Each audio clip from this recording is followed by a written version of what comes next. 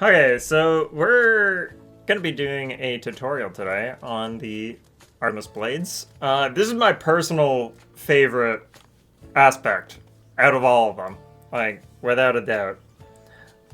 It's one that brings me an incredible amount of joy, and I know it's not great for speedrunning, but it's the one I love to use the most.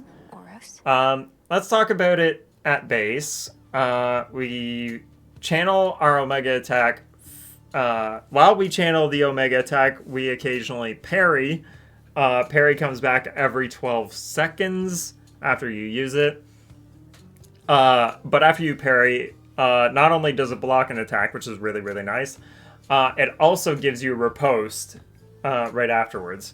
And so once you hit riposte, your next 9 strikes have plus 50% crit chance. That is incredible amounts of potential for damage here. The bonus that you get for upgrading it is the Omega attack speed, which doesn't sound like a whole lot.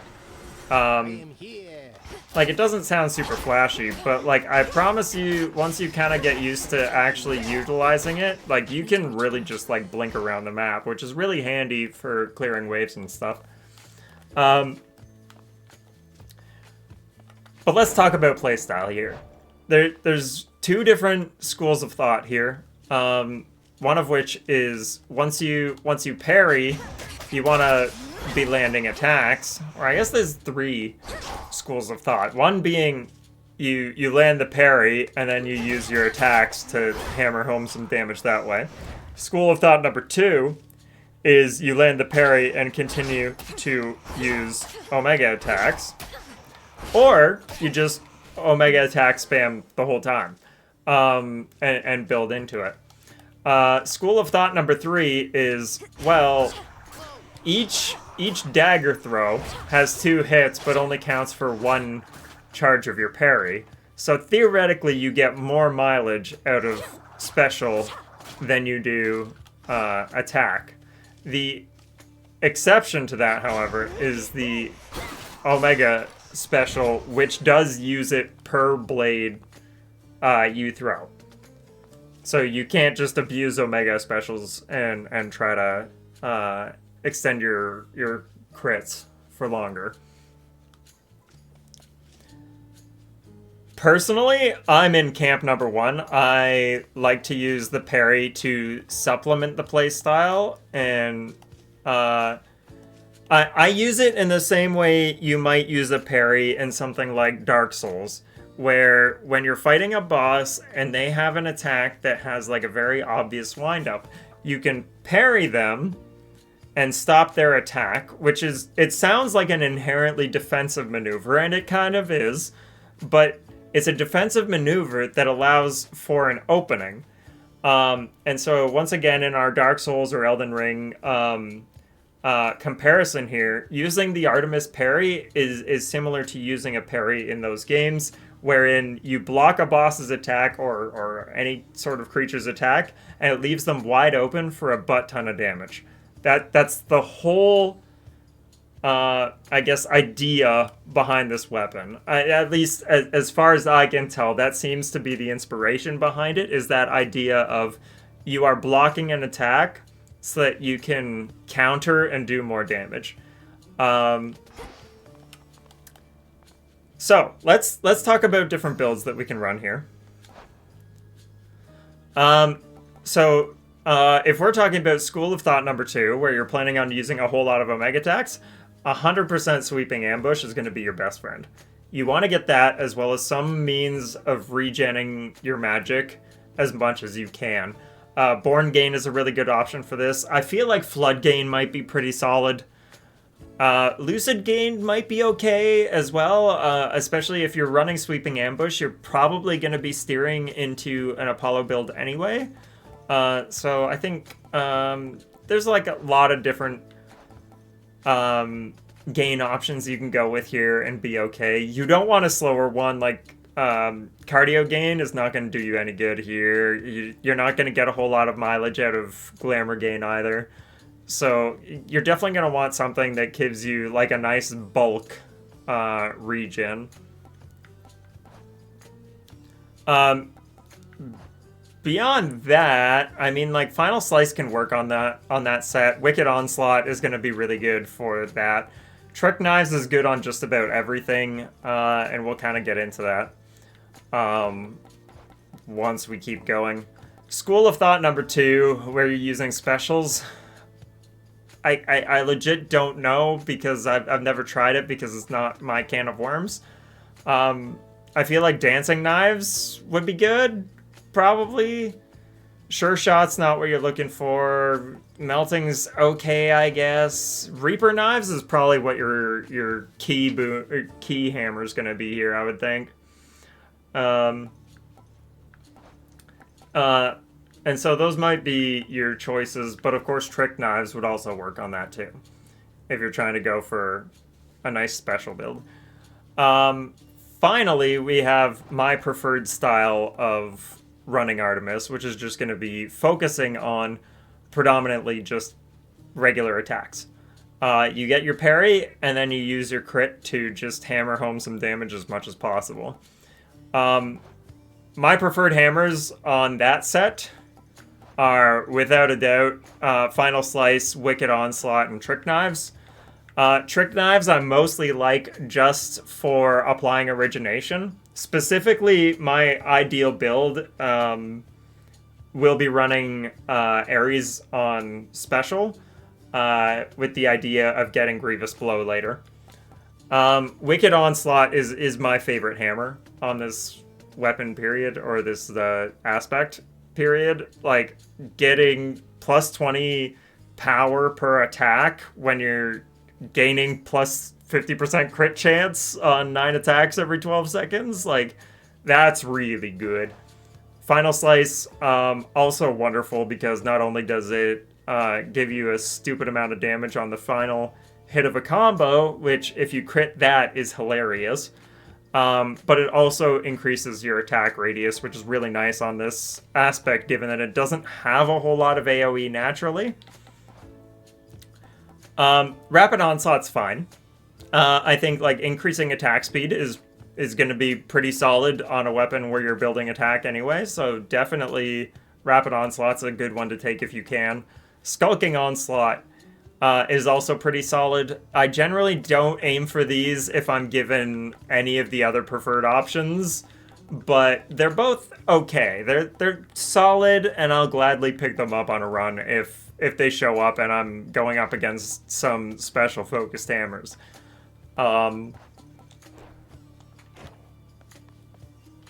Let's talk about preferred Olympians. I think most commonly people want to run Apollo on this one because Apollo gives you not only the second highest, I believe he's still the second highest scaling attack. Oh, I guess Omen's right. I guess, yeah, Hera was buffed above Apollo. I didn't realize that. But Apollo has a pretty high scaling percentage attack boon, which is going to be good for you. And not only that, but it increases the radius of attacks. This is especially good on the Omega attack-based build, particularly because you're really, on the Omega attack-based build, you're going to want to be building towards exceptional talent to get more mileage out of it. The boons that you'd probably want to pick up along the way for that one, we're likely talking Blinding Rush or Solar Ring, whichever one you kind of prefer. I think most people prefer Blinding Rush because it's just awesome. You could also make great use of Backburner on this. Prominence Flare, probably not so much. Extra Dose, I really, really like, though. Extra Dose is probably my favorite Apollo boon to see on this aspect. So definitely one you might enjoy picking up. Even if you're not running the strictly Apollo-based build. I feel like there's a world in which if you're running like a special build, you might be running something more like Zeus to try to get those big blitz procs. I've never tried it myself, so it's not really my can of worms, but I suppose that would probably be your go-to. Apollo also works really well if you're doing my preferred method of using it for attacks. Just like spam your regular attack combo. But I personally prefer Aphrodite. She gives you the highest damage increase, and realistically, the vast majority of your dagger attacks are going to be happening in close range anyway. So she scales really highly, and she works really, really well if you get something like Wicked Onslaught. I really like building into either Rapture Ring or Passion Rush. Getting either one of those is like nice, easy origination fodder. Glamour or Rapture Ring kind of like groups enemies together, which is kind of nice. I generally really prefer Passion Rush because I'm dashing around on this aspect a lot anyway. So that's going to be landing weak on foes, which not only is applying a curse for origination, which there really aren't that many that do it on dash. So it's kind of handy to have in that respect, but the specific curse it inflicts is weak, which makes you take 30% less damage. And when you're going to be in close range combat all the time, it's really nice just to have that like extra little bit of defense. Finally, I also really like Secret Crush. As we said before, gaining bonus power is a big deal when you're running an aspect that is running on huge crits. So absolutely Secret Crush is the GOAT here. Sweet Surrender is also really wonderful if you can get it, and Broken Resolve is fine for increasing defenses if you wanted to go that route. Any of those last ones that I named are all building towards Nervous Wreck anyway.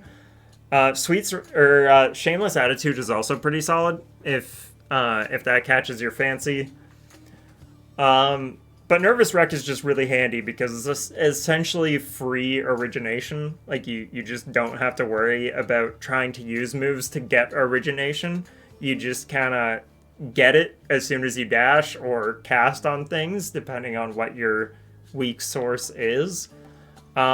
Is it necessary in the build? No. Is it like super amazing? Is it going to carry you to the end? Probably not, but like it's good, it's usable, and it's relatively easy to get, and a lot of its components are things that you're going to want for the build anyway. So I like running Nervous Wreck, just because it's nice and easy. In terms of supports for my preferred build, like I said before, Apollo's really good. Getting either Solar Ring or Blinding Rush is great, since not only is that another curse, but it's a defensive curse as well, giving you a chance to just not take damage. And then, of course, building into something like Backburner and Extra Dose is also incredibly goated on this aspect. So absolutely, Apollo's a good support. I really like Ares as a support here too. Vicious Flourish is a nice, easy pickup. If you have Trick Knives especially, like, I love running Vicious Flourish because that's just going to be helping you just kind of like easily clear enemies, since the wound proc is going to be really nice for that. But the bigger thing is if you're applying wounds, you can build into Grievous Blow, which Grievous Blow, when paired with a crit, is a stupid amount of damage. So that's kind of why I really like taking Ares. But we also have Blood Spree, which is wonderful if you're an antler runner. It keeps you nice and alive really easily, mostly because, you know, you're going to be attacking so fast. Even if you take hits, as long as you're not dying in one hit, you're kind of like returning the damage. And that's without even counting the parry. I also really like Mutual Destruction, but once again, if you're running Antler, Mutual Destruction is going to be a lot less appealing. But I quite like it. The Plasma's okay. Like, I'll take it if I have to. Like, it's not incredible. Grizzly Gain's not great. Admittedly, I generally don't take a whole lot of gains on this build because I'm not burning through magic enough to justify it. Even when I am burning a lot of magic, like using my Omega attacks, it's only 10. It's only 10 magic to use it, so it's really not that bad. Like mileage, and you can get so many out even on just like the room will generally be cleared long before you run out, which is kind of handy. In terms of like other keepsakes that we're gonna be grabbing, Fig Leaf is an obvious second pick. For fields, I really like filling in Ares if he hasn't popped yet. Gorgon Amulet's fine if you're running IGT. I guess like the best thing you can get from Athena in my perspective is kind of like you probably want to get Dash or Cast, maybe. I don't know. She doesn't have anything like super big here because you're not going to be using Righteous Pike a whole lot. I do quite like Metallic Droplet because more attack speed is just good. And then finally in Tartarus, you can run White Antler if you're feeling bold. If you're not feeling bold, Lion's Fang is a good second option. And if you're still working your way up to getting used to speedrunning, I always think Knuckle Bones is a good alternative. In terms of the other support Olympians that I haven't talked about, Hestia is another good one, just because she provides Slow Cooker, which gives you increased power, and Flash Fry is always good to help you with room clear.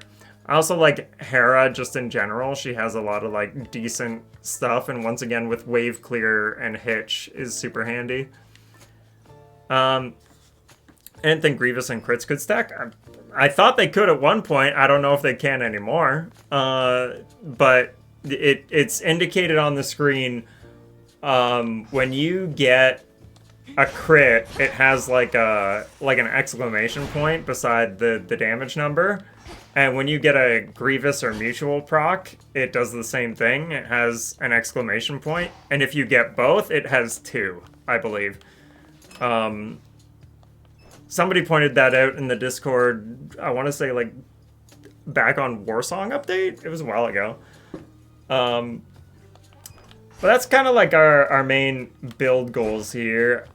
In terms of Altar of Ashes, this is a nice, like, really safe one. This is the one that I was kind of, like, learning how to speedrun on. Just generally, you have, you know, Omega Speed is always going to be on pretty much everything ever. Huntress, you're basically just going to be burning magic. You're not going to be at full, ideally, ever, because you're going to be burning on Omega attacks pretty quickly. But without relying entirely on those. So I think, like, Huntress is good here. Wayward and Persistence are, like, really good for safety. Furies, of course, additional damage to foes and casts is wonderful. Swift Runner, like, a lot of this is, like, standard fare. Of course, Origination giving you a huge boost in damage so long as you've got curses down. And then we got Strength, which I prefer Strength over Death Defiances. I think just generally in the speedrunning world, you're going to be running Strength rather than Death. Mostly because you get that extra plus 20% damage and you get the reduced damage too of 40%. I like having Swift Runner so that you can pass through foes and terrain and stuff easier. It's super handy. In terms of animal familiars, my definite preferred is Rocky. I think Rocky's my homie. I love more crit chance. Like, just give me all the crit chance in the world on this weapon. I very, very much enjoy it. Freenos is solid. I would think, like, Freenos, Tula, and Gale are probably, like, all solid on, like, higher fear runs and stuff like that. I don't run a whole lot of high fear, so I can't really say for certain. Hecuba, I guess, would be a good pick if you're planning on building into that sweeping ambush build. Like, especially if you're planning on doing sweeping plus exceptional talent, you're gonna need Hecuba to help you at the start of the run. And then finally, we have our standard fare of vows, which is, you know, Frenzy 2, Shadows 1, I guess, and time is entirely optional. I largely have it here because it was actually faster in Hades 1, and I just still have that instinct. But yeah. Fear is for the living and the dead. But yeah, that's pretty much the idea of what we're gonna get through. But I think mechanically, this thing has Artemis has like a really low floor in the sense that it allows you to be very, very safe. And it allows you to just kind of not worry about things, mostly because you can just parry it, right? So if you're in situations where you feel like, well, if I'm not super familiar with the boss's attacks and stuff, I can just parry it, right? I can just wait until parry's up and kind of get used to it, right? And in that regard, I think it's an easy aspect to pick up and play and have fun with and enjoy. I do think, though, one of the biggest things about this aspect, and I'm probably extremely biased, but I think this aspect really, really does have a huge skill ceiling that I'm not even close to touching yet. Like, I think the potential of this aspect is truly just not tapped yet, and while I'm trying to get good enough, I'm sure in somebody else's much more capable hands, it could be just truly incredible. And we'll talk about that as we're doing the run.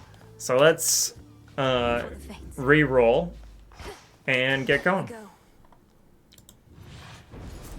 Yes, Hecuba giving both a base magic boost plus a the potential for regen is good for that Not an option.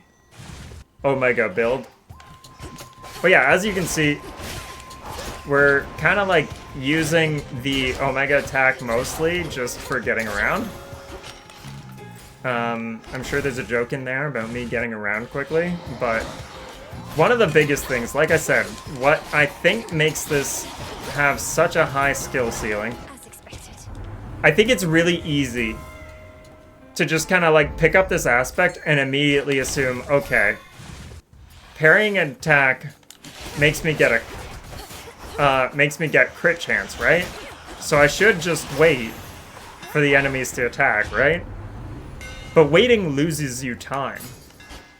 So I'll show you what I mean. Like, when I'm... Like here, we're gonna run over here. How long was that? Probably like 2-3 seconds, maybe? It was easily at least 2, I would say. And that's time I could have spent killing things.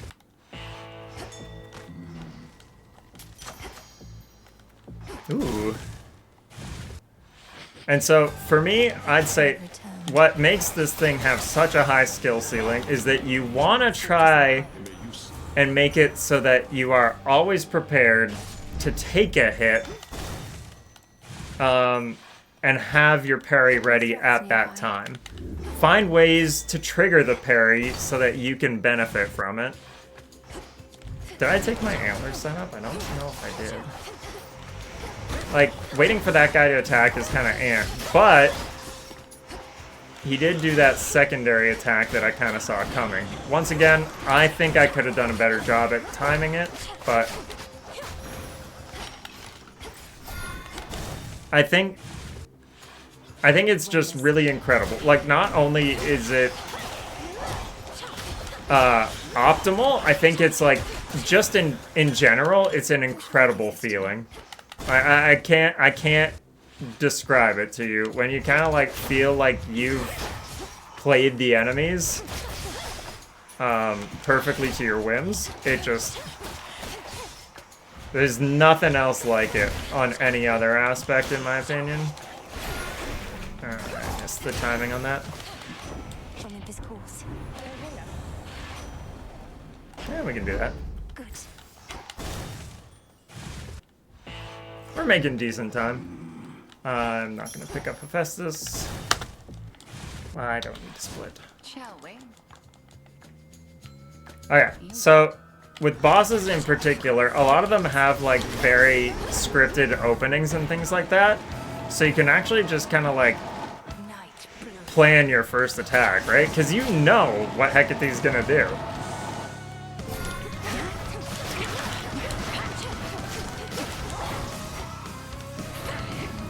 Two, three, four, six. I definitely did not bring my antler set up. Okay, so here we can actually use her Lunar Ray against her by actually deflecting it on purpose. Like making sure that we have parry up right at that time. It's planned, we're not able to do anything else to her in that meantime, right? So it's just super handy if you can actually get in the habit of knowing. Not only are you thinking about using it defensively, like how can I use the parry to protect myself from things, but also how can I get that parry so I can get more damage without having to wait on anything? Because the waiting's the worst part. Tom Petty, the waiting's the hardest part. I did not even see that guy. Once again, I'm not like the greatest player of this game, so I'm sure somebody else could find a way to utilize it much better than I could. But one of my favorite things is just finding... There's a next level feeling to when you feel like you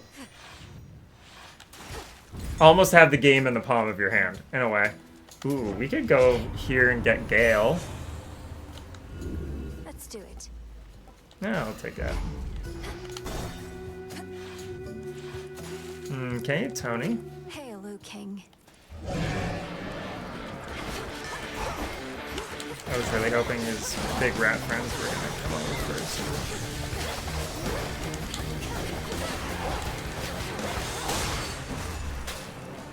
That was an okay Tony.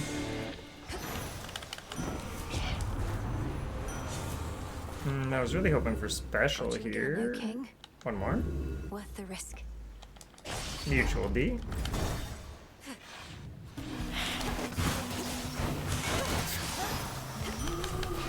So, like, that was a poor parry, in my opinion, because it took me a while to walk over to that guy. So I think in an ideal world, I wouldn't have wasted that minimal amount of time. Another example right there where, you know, I should have been ready for those projectiles. And once again, kind of biffing it there.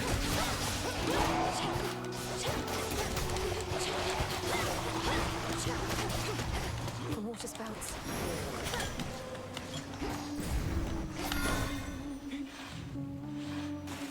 In the name of Hades. I was really hoping for Flutter there.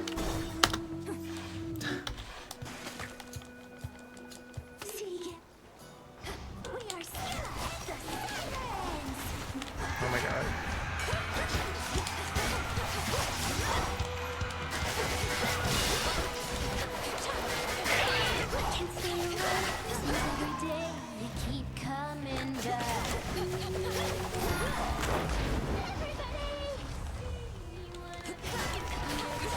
So we're still missing out on origination. We definitely want to get that as soon as we can.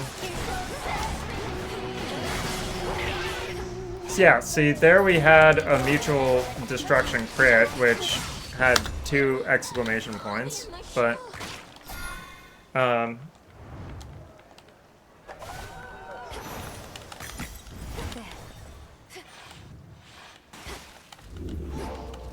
so I think I'm gonna go with Harry's here and try to get special so I can get origination up and running.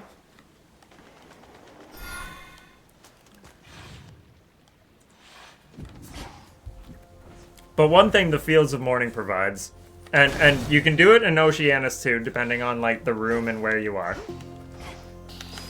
But what makes me love this aspect so much is that I can go grab this, boom, parry activated.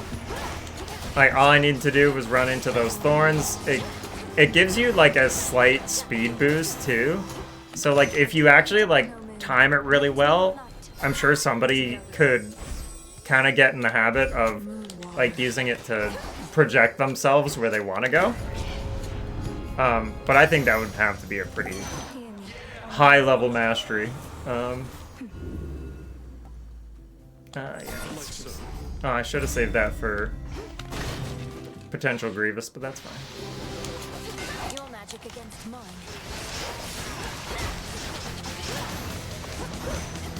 I usually like snakes.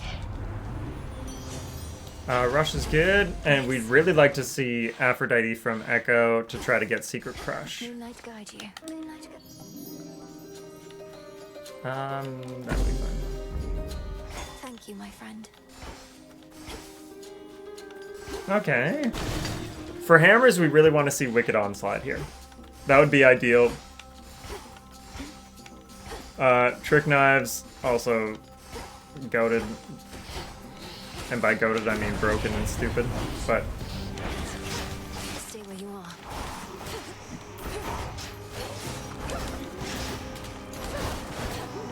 Oh my god. Attack me faster, you dinguses. There we go.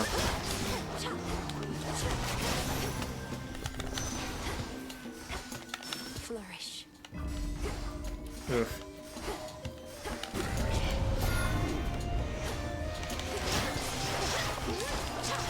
But yeah, you can, if you, like, really get a mastery on it, you can actually, like, just be aware of other enemies' attacks and, kind of, like, counter them, which is super handy, and we'll see it, like, a little bit better with the bosses. But it truly is an unmatched feeling. Nope. Death Thank to you. Kronos.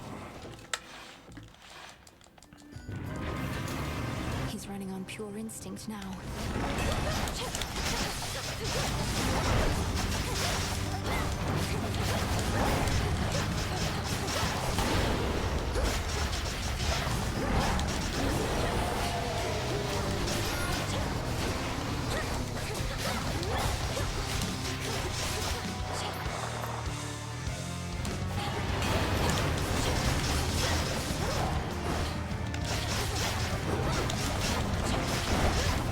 But yeah, ideally we'd have something here that increases our power, and that's just gonna deal a truckload of damage, because our Aphrodite is buffing up our damage by a lot.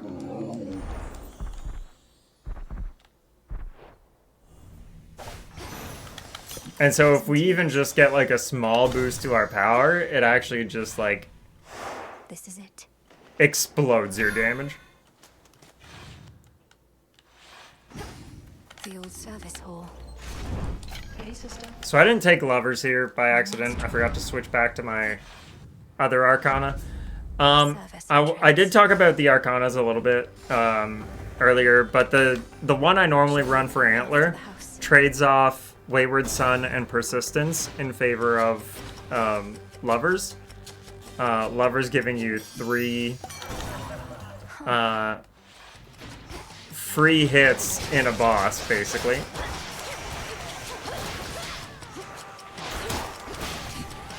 Super handy, especially if you're running Antler. Like, the ones you really gotta watch out for really are Kronos and Typhon anyway.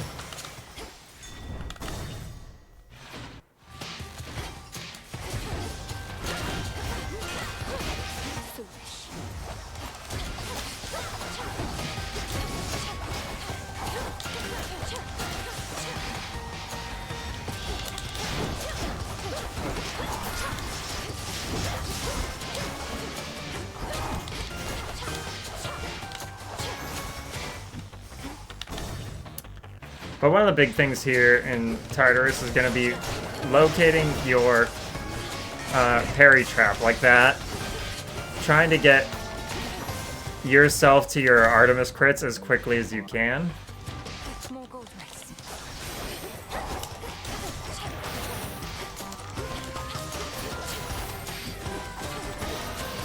Wow, how did I thread the needle on that?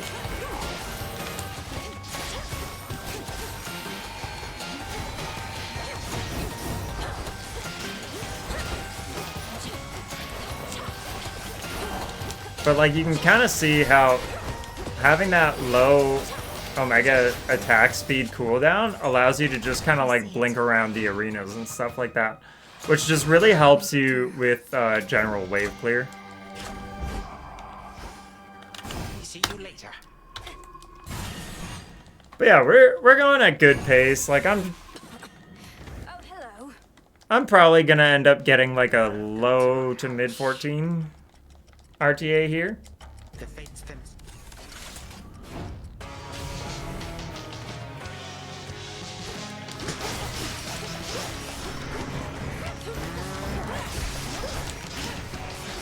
Do I not have blood spree? I do. Okay.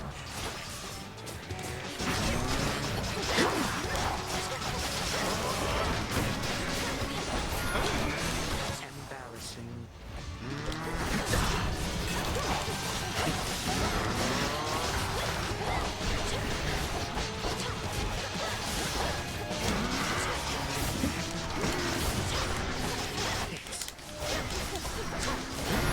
Okay.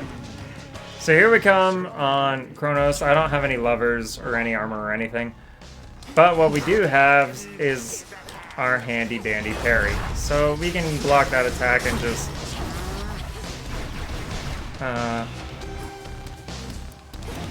show Gramps who the real boss is.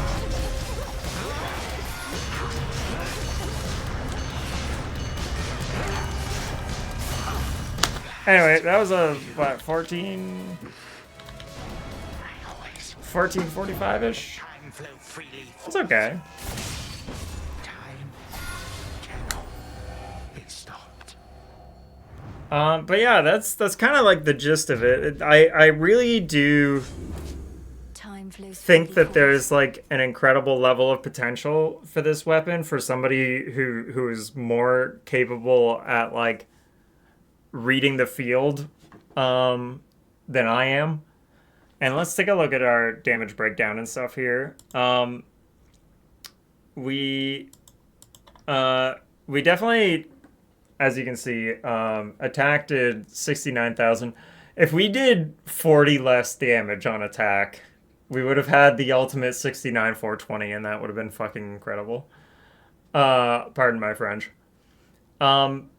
But as you can see, like, on this build, my Omega attack didn't do a whole lot. You did see me using it a lot in rooms, but, like, by comparison, the actual attack did a lot more. And that's just, like, the way that I kind of, like, built into it.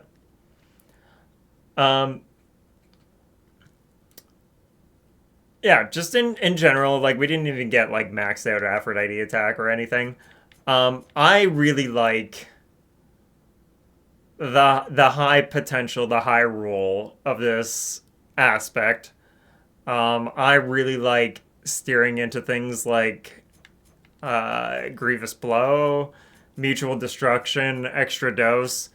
Because of course, if you hit the jackpot with one of those, if you the absolute golden standard that I'm aiming for is to have that sweet Wicked Onslaught, Final Slice, combo. Like you get Final Slice and Wicked Onslaught, and on that Final Slice, you hit a crit plus a Grievous Blow at the same time. Maybe get an extra dose. Ugh, that's it. That's the spot. That's what I'm looking for. But also, it just feels really good knowing that, like, this aspect rewards you for knowing enemy movements and being able to read things, which is why generally I'm not afraid of Kronos Phase 2, even if I don't have the damage to race them, because I know I'll just parry it. And I think for a lot of people that makes them, you know, only get a couple attacks in and then back off. But for me, I know it well enough. Generally, I can tell based on my attack speed just how many attacks I can thread in there before that hit's gonna land. And with how fast your parry comes up, like, you can see, like, I don't even have to fully charge the Omega to get the parry, right? Like, it's basically as soon as you start charging. And so you can get these incredible moments where you just kind of catch it right in the spur of the moment. Like, my favorite is when you just finish a combo. And then, like, right at the tail end of that combo is where you get it. That's the sweet spot for me. But certainly, it's something that you have to play around with. It's something that you're going to need to spend a lot of time on to, like, really get used to it. But I think once you do, once you get those spot-on parries down, it's a magical feeling. Like, I truly cannot describe it. That feeling of just, like, knowing, hey, I was one hit from death and I parried it and then I countered for the win. That's an incredible feeling. Thank you, Hayes. You are absolutely right. You can parry even with it when you're without magic. So if you, like, you can see here, I'll burn it all. So now I no longer have enough to use my Omega attack, but you can still parry. And so while I won't get the Omega attack follow-up, I can still parry, which is super handy. So even if you do burn all your magic out, you can still have that defensive option. And offensive option, because, I mean, once you parry something, you can really benefit from it, and both in terms of offense and defense. So yeah, that's why this is my favorite aspect. I think Conniving Kronos was never heard from again. I think this thing has an incredibly high skill ceiling, and I think it's got a lot of untapped potential. And Return to shadow now. I'm bad at this game. Like, I'm gonna level with you. Like, I'm not a great speedrunner, We're getting somewhere. but I absolutely think that this aspect has something to it. It really does. And, like, I can't explain it to you. I truly cannot. Like, no matter how much I tell you until I'm blue in the face, there is a magical feeling you get.